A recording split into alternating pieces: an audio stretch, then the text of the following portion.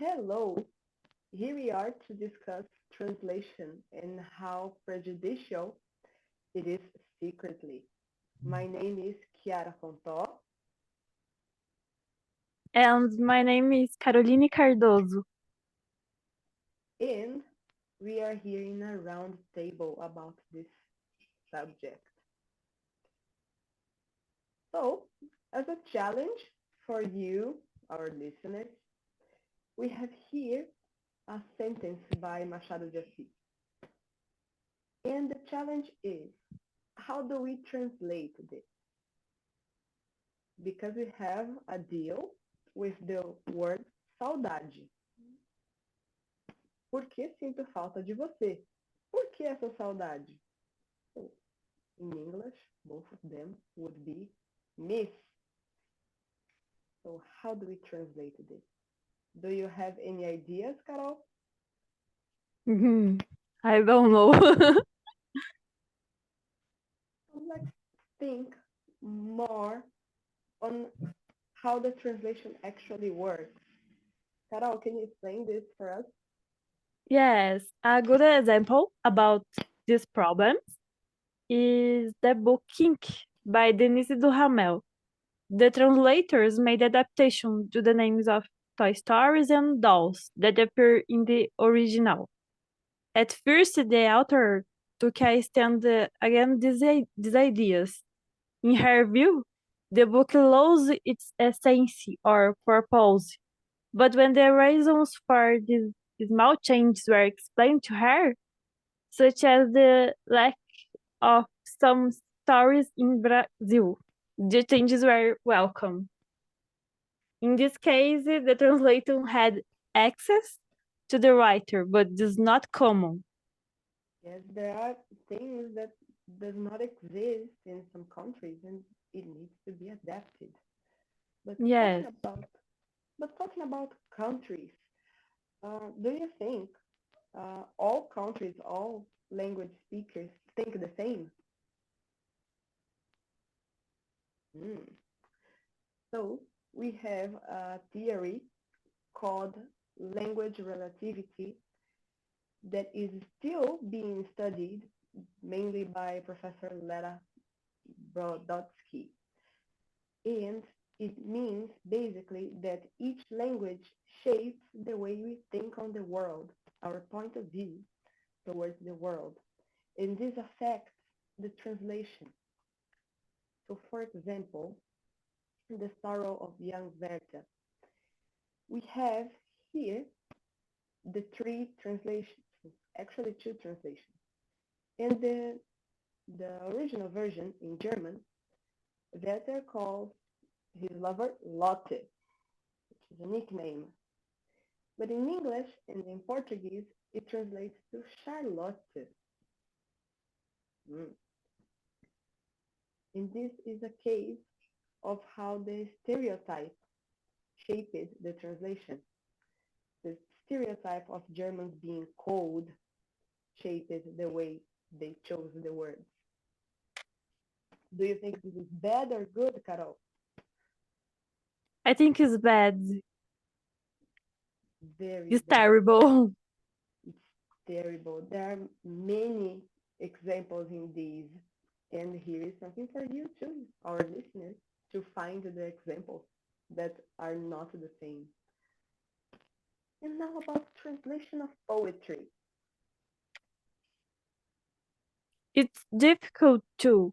The translating of a poem that does not take into account the division in the verses and the rhythmic elements that characterize the original is not even a translator, says the writer. A great example would be Edgar Allan Poe, who interesting had his text translated by Machado de Assis. Yes. We have here an example of The Raven by Poe originally and by Machado. Machado tried to cap the matter and the rhythm, but The meaning? I don't think so.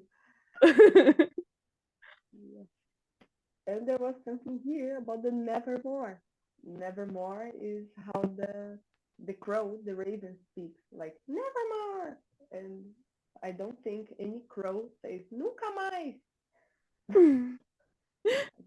I don't think they can say nunca mais. So in the visibility of the translator, Carol, what do you have to tell us?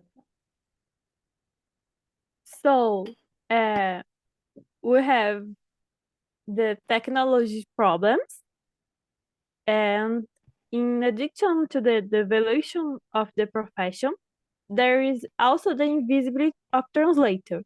There are different branches of translator. Here I have restricted myself to the literary. The name of the translator is rarely mentioned on the cover of the books or the published. But in 2016, the Man Booker International Prize was awarded simultaneously to South Korean author Han Kang for her work in The Vegetarian, and to its English language translator Deborah Smith.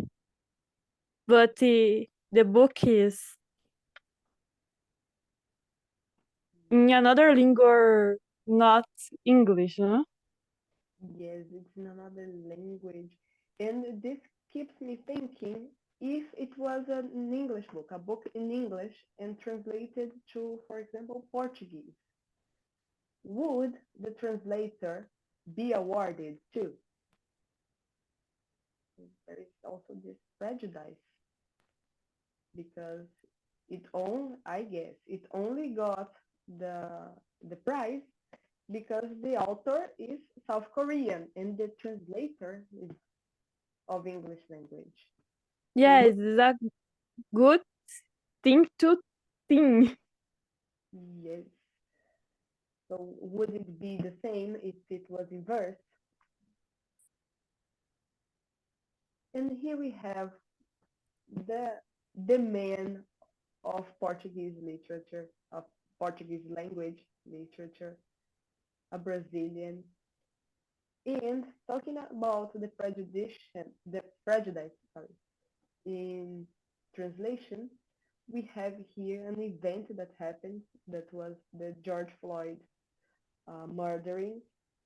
It was recent, and amazingly, it was just 7 days old, this happening. It was just 7 days old when the posthumous memoir of Brás Cubas was released by Penguin. What do you have to say to us, Carol, about the translation of such a book? So, reading the translation, Flora states that the actor does not deliver all the information. He plays with the doubt, with ambiguity at an almost imperceptible level. Preserving this in an appropriate way, without definition aside, was a concern. For this reason, at first, Machado de Assis may appear to be an easy author to translate, but he's not. He's difficult.